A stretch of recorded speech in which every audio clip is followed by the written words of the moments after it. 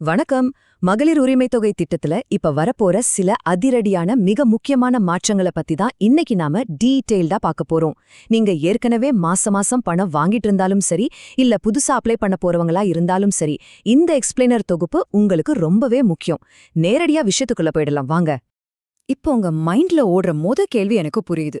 எனக்கு தான் மாசம் மாசம் 1000 ரூபாய் கரெக்டா வந்துட்டுருக்கே, நான் ஏன் இத பத்தி கவலைப்படணும், நான் சேஃப் தானே அப்படின்னு நீங்க நினைக்கலாம். ஆனா அங்கதான் ஒரு சின்ன ட்விஸ்ட் இருக்கு. ஒரு மிகப்பெரிய ரீவெரிஃபிகேஷன் ப்ராசஸ், அதாவது மறுபரிசீலனை சீக்கிரமே வரப்போகுது. பழையபடி எல்லாமே அப்படியே கண்டினியூ ஆகுமாங்கிறது இப்போதைக்கு ஒரு பெரிய கேள்விக்குறிதான். ஏன் இந்த திடீர் செக்கிங்னு கேக்குறீங்களா?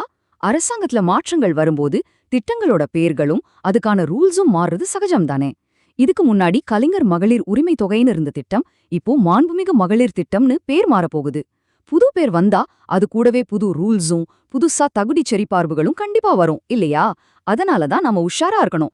சோ இன்னைக்கு நாம என்னென்ன பார்க்க போறோம்னா, திட்டத்துல வந்திருக்க கட்டமைப்பு மாற்றங்கள், ஏன் நாம இப்பவே அவசரமா செயல்படணும், கட்டாயம் தேவைப்படுற அந்த 5 முக்கிய ஆவணங்கள் என்னென்ன, அப்புறம் இதெல்லாம் எப்போ அப்ளை பண்ணணும், இதான் நம்ம அஜெண்டா. சரி, முதல்ல திட்டத்துல என்னென்ன மாற்றங்கள் வந்திருக்குன்னு பார்க்கலாம். இங்க ஒரு விஷயத்த நல்லா நோட் பண்ணிக்கோங்க. இப்போ பணம் கிடைக்குதுங்கிற ஒரே காரணத்துக்காக ஃபியூச்சர்லயும் தொடர்ந்து கிடைக்கும்னு நம்ம அசால்ட்டா இருந்துட முடியாது. ஏன்னா புதுசா அப்ளை பண்றவங்க, ஏற்கனவே பணம் வாங்கிட்டு இருக்கவங்கன்னு ஒட்டுமொத்தமா எல்லாரையுமே ஒரு கடுமையான ஸ்க்ரூட்டினிக்கு, அதாவது சரிபார்ப்புக்கு உட்படுத்த போறாங்க. ஏற்கனவே வாங்கிட்டு இருக்க பல பேரோட அப்ளிகேஷன்ஸ் கூட இந்த முறை ரிஜெக்ட் ஆகுறதுக்கு நிறைய சான்சஸ் இருக்குன்னு சொல்றாங்க. அடுத்த பகுதி, ஏன் நாம இப்போவே உடனே ரெடி ஆகணும். இதுக்கான காரணம் ரொம்ப சிம்பிள். கவர்மெண்ட்ல இருந்து ஆஃபிஷியல் அனௌன்ஸ்மெண்ட் வரட்டும், அப்புறம் பாத்துக்கலாம் நீங்க வெயிட் பண்ணீங்கன்னா அங்கதான் சிக்கல் ஆரம்பிக்கும். ஒரு சர்டிபிகேட் வாங்குறதோ இல்ல திருத்துறதோ ஓவர் நைட்ல நடக்கிற காரியமா என்ன? கண்டிப்பா பல வாரங்கள் ஆகலாம். நீங்க இந்த டாக்குமெண்ட்ஸ்லாம் ரெடி பண்ணி முடிக்கிறதுக்குள்ள அப்ளை பண்ற டைமே முடிஞ்சிரும். மொத்த வாய்ப்பும் கை நழுவி போயிடும். இதனாலதான் கடைசி நேரத்துல பதற்றப்படுறதை தடுத்துட்டு இப்பவே ரெடியா இருக்கணும்னு சொல்றேன். சரி, அந்த 5 முக்கியமான ஆவணங்கள் என்னென்ன? உங்களுக்கான செக்லிஸ்ட் இதோ, கொஞ்சம் கவனமா நோட் பண்ணிக்கோங்க. லிஸ்ட்ல முதல் டாக்குமெண்ட் ஸ்மார்ட் கார்டு. குறிப்பா சொல்லணும்னா ரைஸ் கார்டு, அதாவது அரிசி அட்டை. உங்க பேர் இன்னுமோ உங்க அம்மா அல்லது மாமியார் பேர்ல இருக்கிற கூட்டு குடும்ப அட்டையில இருந்தா சாரி, உங்களால இந்த பணத்தை வாங்க முடியாது. ஏன்னா குடும்ப தலைவியா இருக்கிறவங்க மட்டும்தான் இந்த பெனிஃபிட்டை வாங்க முடியும். சோ நீங்க இந்த திட்டத்துல பயன்பெறணும்னா உங்க கணவர், குழந்தைங்களோட உங்க பேர்ல ஒரு தனி ரேஷன் கார்டு இருக்க வேண்டியது ரொம்ப ரொம்ப அவசியம். ஆனா இதுல ஒரு சூப்பரான குட் நியூஸ் இருக்கு. நான் இன்னும் மாமியார் வீட்ல தான் ஜாயிண்ட் ஃபேமிலியா இருக்கேன், நான் என்ன பண்றதுன்னு நீங்க யோசிக்கலாம். கவலையே வேண்டாம். ஒரே வீட்ல வசிச்சாலும் நீங்க உங்க கணவர், குழந்தைகளை மட்டும் தனியா பிரிச்சு தனி ரேஷன் கார்டு வாங்குற ப்ராசஸ் இப்ப ரொம்ப சிம்பிள் ஆகிடுச்சு. அதனால கார்டை பிரிக்கிற வேலையை இன்னிக்கே ஸ்டார்ட் பண்ணிடுங்க. ரெண்டாவது டாக்குமெண்ட் நம்மளோட ஆதார் கார்டு.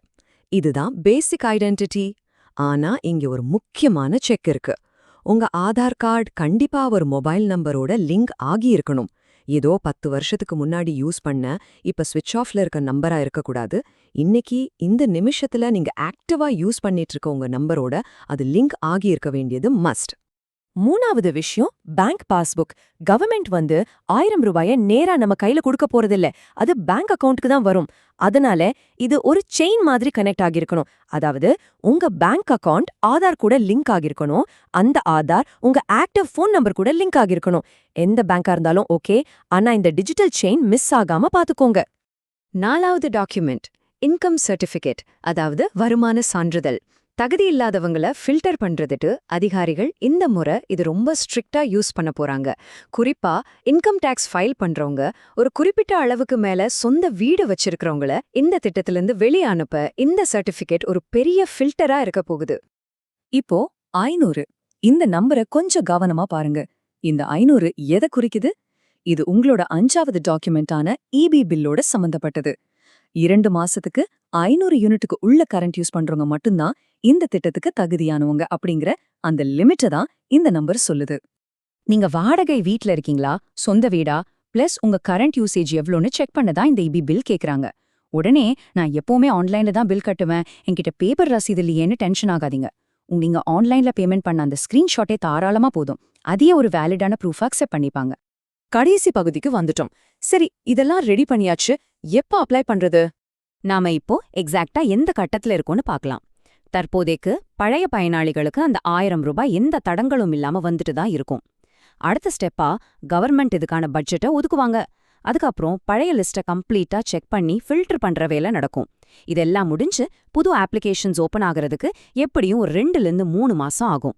ஆமாங்க, உங்க டாக்குமெண்ட்ஸ் எல்லாத்தையும் பெர்ஃபெக்ட்டா ரெடி பண்ணி வைக்க உங்களுக்கு எக்ஸாக்ட்டா ஒரு 2 to 3 months டைம் இருக்கு. இந்த அருமையான திட்டம் உங்க கையை விட்டு போயிடக்கூடாதுங்கிறதுக்காகவே நான் ஒரு கேள்வியோட இந்த எக்ஸ்பிளைனரை முடிக்கிறேன். கவர்மெண்ட்ல இருந்து அந்த அஃபிஷியல் அனௌன்ஸ்மெண்ட் வர அன்னைக்கு உங்ககிட்ட இந்த டாக்குமெண்ட்ஸ் எல்லாம் ரெடியா இருக்குமா? யோசிச்சு பாருங்க. இப்பவே டைம் வேஸ்ட் பண்ணாம களத்துல இறங்குங்க. அடுத்த எக்ஸ்பிளைனர்ல பார்க்கலாம். நன்றி.